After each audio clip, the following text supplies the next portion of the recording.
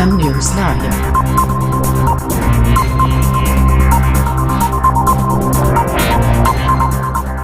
बांका की धरती पर शिक्षा का नया सूर्योदय। आज का दिन इतिहास के पन्नों में सुनहरे अक्षरों से लिखा जाएगा।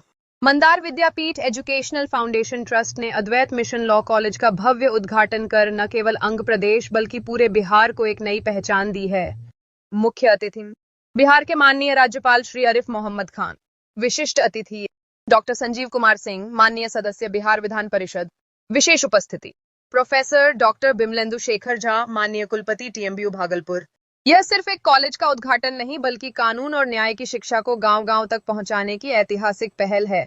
अब अंग प्रदेश और आसपास के युवाओं को पटना या अन्य बड़े शहरों की ओर रुख करने की जरूरत नहीं होगी। न्याय और विधि शिक्षा की रोशनी अब बौंसी की पवित्र भूमि से ही फैलने जा रही है। आने वाले समय में यह संस्थान विधि शिक्षा का एक नया केंद्र बनेगा। यहाँ से निकलने वाले छात्र छात्राएं समाज को न्याय, समानता और सशक्तिकरण की राह दिखाएंगे। ग्रामीण क्षेत्र में उच्च शिक्षा का सशक्तिकरण, युवा पीढ़ी को कानूनी अधिकारों की गहरी समझ, अंग प्रदेश को एजुकेशनल हब बनाने की दिशा में ठोस कदम। यह आयोजन सिर्फ उद्घाटन नहीं है बल्कि अंग प्रदेश की नई पहचान और सुनहरे भविष्य का शंखनाद है।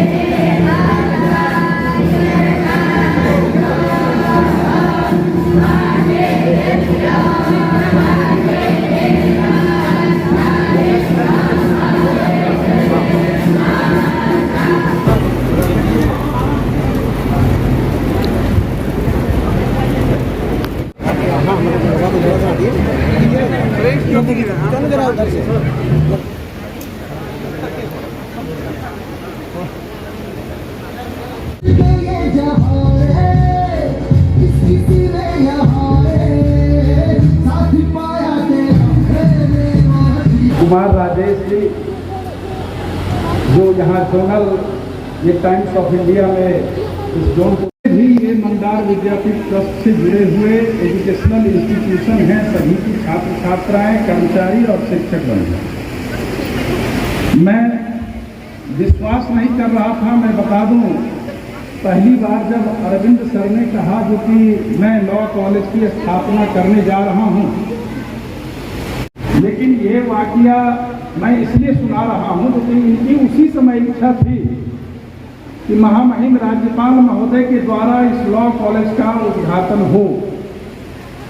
और मैंने उसी समय, जिस समय पत्र ही नहीं मिला था, आदरणीय राज्यपाल महोदय से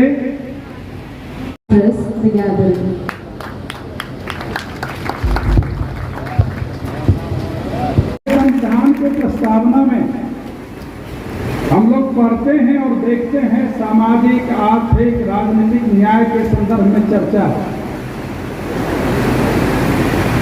और आज अगर एक लॉ कॉलेज खुला है, यहाँ कानून के विभिन्न पहलुओं का अध्ययन होगा, ज्ञापन होगा, और उस क्षेत्र में यहाँ के युवा या देश के युवा, क्योंकि लॉ कॉलेज की बहुत कमी है। और मैं यह भी बता दूं, शायद सब लोग जानते होंगे या कुछ जानकारी नहीं भी होगी, जिस दिन इनको पत्र मिला था तो वो जो बैठक होती है, वहाँ के जो निकाय होते हैं, कमेटियाँ होती हैं, स्टेचुटरी कमेटियाँ जो एफिलिएट करती हैं, उसके बाद उन्होंने बंद कर दिया। देश में बार काउंसिल ऑफ इंडिया अभी तत्काल किसी को मान्यता नहीं देगी और उसका कारण यही बताया गया है, जो कि संस्थान जो पहले से हैं उनकी विशिष्टता को कायम रखने के लिए और तत्काल एक गैप रखने के लिए, क्योंकि इन संस्थानों की गुणवत्ता बनी रहे। तो मैं बहुत बाधक नहीं। University to address the gathering.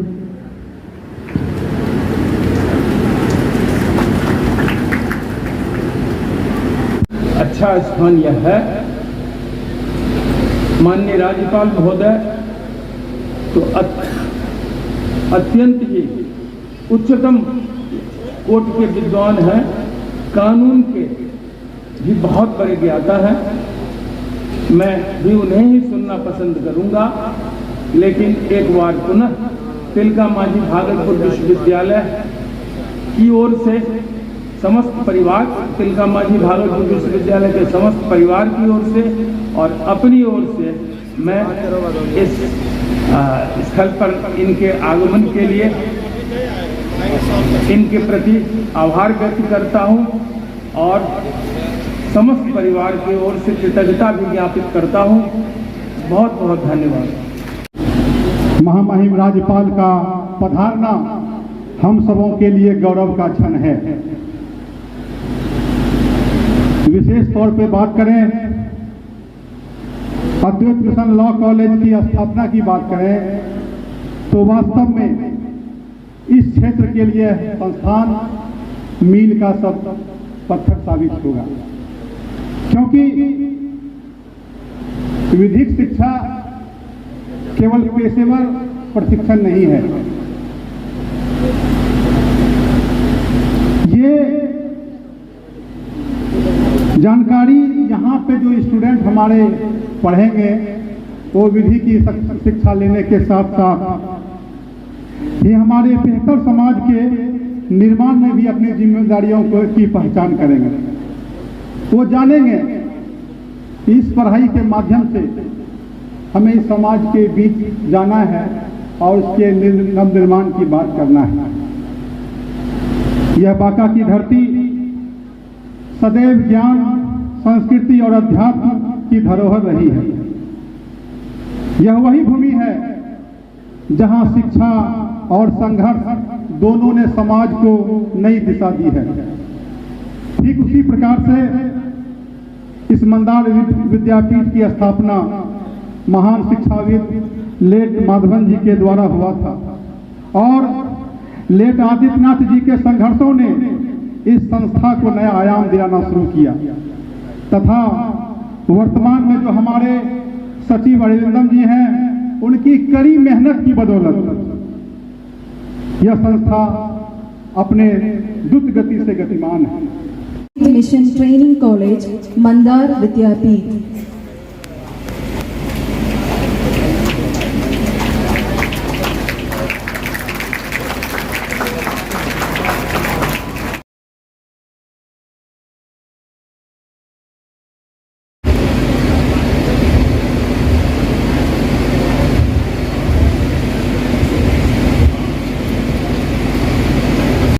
Church को भी पल्ली कहते हैं, मंदिर को भी पल्ली कहते हैं, मस्जिद को भी पल्ली कहते हैं। कोई भी पूजा घर हो उसको पल्ली कहते हैं। सेंट चावरा ने एक आदेश जारी किया अब से कोई 80 साल पहले, कहा कोई पूजा घर नहीं बनाया जा सकता जब तक उससे मिला हुआ एक बड़ा हॉल नहीं होगा जिसमें बच्चों को शिक्षा दी जा सके। इसलिए मलयालम भाषा में और तमिल में भी उसका असर हुआ कि उसका स्कूल का नाम ही हो गया पल्ली कूडम। कूडम कहते हैं कमरे को और पल्ली कहते हैं पूजा घर को। पूजा घर के साथ लगा हुआ कमरा बच्चों की शिक्षा के लिए प्रयोग होगा। पूजा घर बन नहीं सकता जब तक उसके साथ बच्चों की शिक्षा का इंतजाम न किया जाए।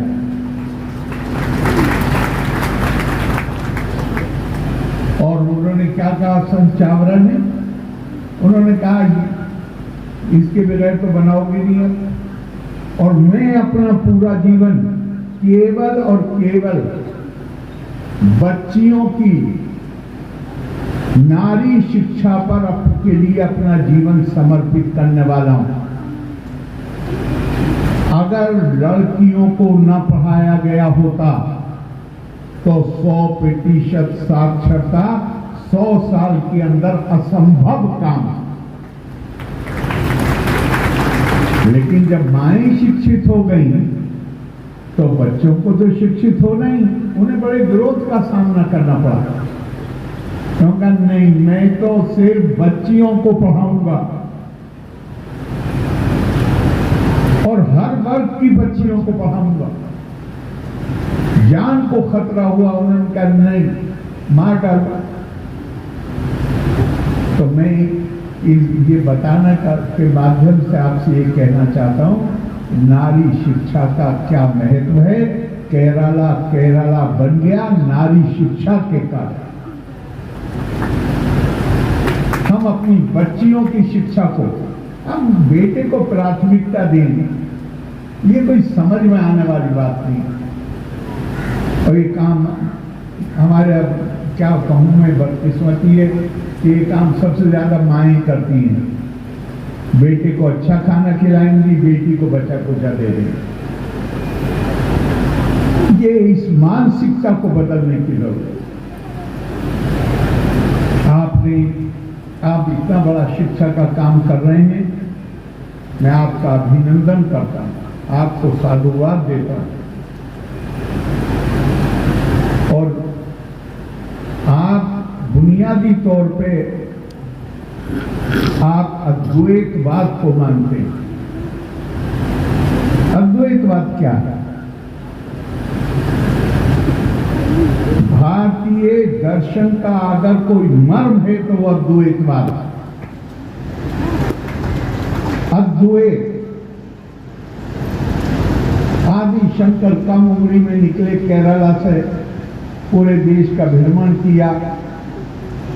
पूरा देश राजनीतिक दृष्टिकोण से टुकड़े टुकड़े में बटा हुआ था। मन में चिंता हुई होगी। उन्होंने घूम के पूरे देश में 4 बिहार भी आए। मंडन मिश्रा के साथ जो उनका संवाद है वो यही हुआ है। उनकी पत्नी जिसमें जज थी, मंडन मिश्रा की, उन्होंने 4 मठ स्थापित किए पूरे देश में। और चारों हम बड़े गर्व, देश की एकता को संगठित करने के लिए, चेतना पैदा करने के लिए 4 मठ स्थापित किए। बिल्डिंगों से एकता नहीं स्थापित होती। आदि शंकर का कारनामा है कि उन्होंने वेदों से, चारों वेदों से 4 महावाक्य लिए और एक मठ को एक वाक्य दिया, महावाक्य दिया, वाक्य नहीं महावाक्य। एक शाश्वत सत्य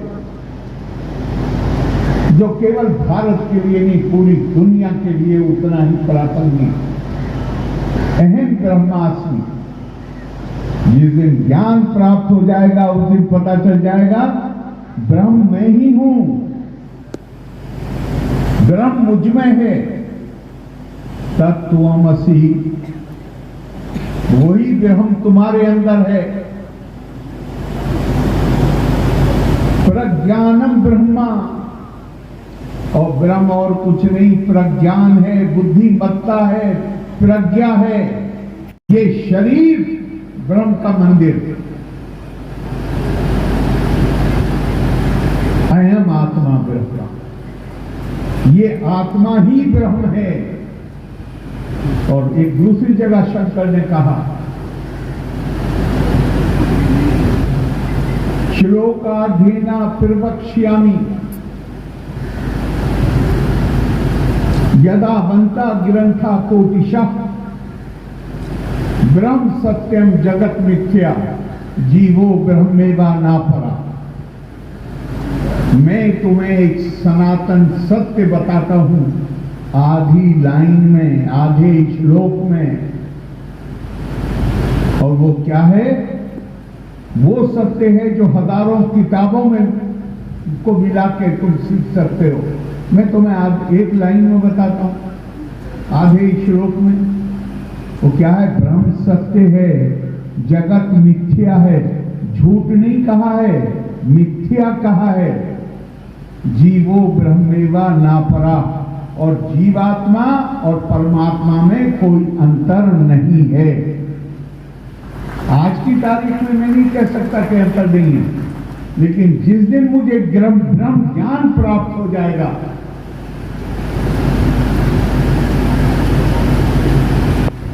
जिस दिन ब्रह्म ज्ञान प्राप्त हो गया, फिर अनन्यास चिंतायन्तो मां ये जना परिउपासते तेषां नित्याभियुक्तानां योगाक्षेमं वहाम्यहम्।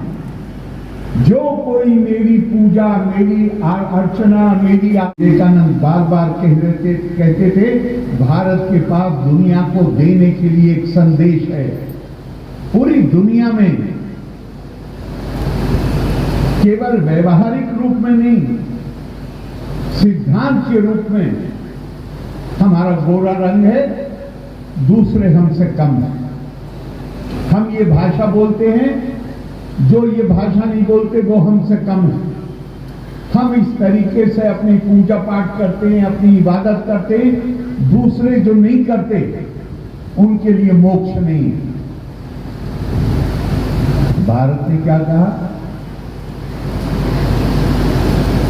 स्वामी विवेकानंद ने पूरा हमारे दर्शन का सार उद्धृत कर दिया जब उन्होंने पार्लियामेंट की रिलीजन की पार्लियामेंट में शिकागो में कहा, मैं उस देश से आता हूं, उस वक्त हमारी आबादी 35 करोड़ थी। कहा जहां 35 करोड़ लोग अपनी दिनचर्या इस प्रार्थना के साथ शुरू करते हैं, रुचि नाम वैचिक क्रिया दिलजु कुटिल दाना पद्युषाम निर्णाम एको गम्यस्तोमसी पैसा मरना ठीक। प्रभु जिस तरह विभिन्न नदी नाले चश्मे अपने अपने स्रोतों से निकलकर सीधे टेढ़े रास्ते लेते हुए सागर में लीन हो जाते हैं, हम मनुष्य भी अपनी अपनी प्रकृति अपनी प्रवृत्ति के अनुसार रास्ता तय करते हुए प्रभु तुझी में लीन हो जाते हैं। हमने ये नहीं माना कि अनंत के मुक्ति का मोक्ष का एक ही रास्ता है। हमने केवल हरि को अनंत नहीं माना, बल्कि हमने कहा हरि अनंत, हरि कथा अनंत। ये ऐसी चीज है जो पूरी दुनिया को अपने दामन में समेट सकती है। पूरी दुनिया भूखी है ऐसे संदेश के लिए जो सबको एक नजर से देख सकते। वो संदेश दुनिया में कहीं है तो वो भारत में है, वो अद्वैतवाद है। तो मुझे इसलिए खुशी है यहां आकर कि जब ये कॉलेज ही अद्वैतवाद मिशन ने बनाया है, तो फिर ये अपने छात्रों में भी, विद्यार्थियों में, इस संस्था से संबंधित लोगों में इसी भावना का संचार करने की कोशिश करेंगे, जो वाहक बन जाएंगे इस संदेश को देने का अपने देश में, और आने वाले दिनों में कौन जाने उनमें से कितने विदेशों में काम करेंगे, वो उनका संपर्क होगा, वो वहां भी उस संदेश के वाहक बन जाए। एक आते में मैं सोच रहा था कि लॉ विधि पढ़ाई जाता है। पार्लियामेंट में क्या होता है? कानून बनाने का काम होता है। असेंबली में क्या होता है? कानून बनाने का काम होता है। तो शायद आने वाले दिनों में इसकी भी जरूरत हो कि कानून बनाने वाले पहुंचते हैं वहां चुनाव के जरिए, लेकिन शायद हमें अपने समाज में एक चेतना पैदा करने की आवश्यकता है कि जब हम पार्लियामेंट में या असेंबली में या सार्वजनिक जीवन में होते हैं तो हमें किस भाषा का प्रयोग करना चाहिए। तो ध्यान करिए, आप कोर्ट में जाते हैं कि तुम्हें ये भी नहीं आता कि जजों के सामने कैसे बोला जाता है। अगर हमारी अपेक्षा अपने वकीलों से है जो अदालत में जाते हैं और कानून को अपनी समझ के अनुसार व्याख्या करते हैं, तो हमें क्या उनसे अपेक्षा नहीं करनी चाहिए जिनके ऊपर कानून बनाने की जिम्मेदारी है कि वो मर्यादित भाषा का इस्तेमाल करें। अपने देश की संस्थाओं के लिए, अपने देश के उच्च पद पर बैठे हुए लोगों के लिए अमर्यादित शब्दों का प्रयोग करना, ये क्या दर्शाता है? मैं राजनीति पे बात नहीं कर रहा हूं, मेरी कोई दिलचस्पी नहीं है राजनीति में, किसी के ना विरोध में ना किसी के पक्ष में, लेकिन हम ऐसे शब्दों को का इस्तेमाल करें जो जय हे जय हे, जय जय जय जय हे।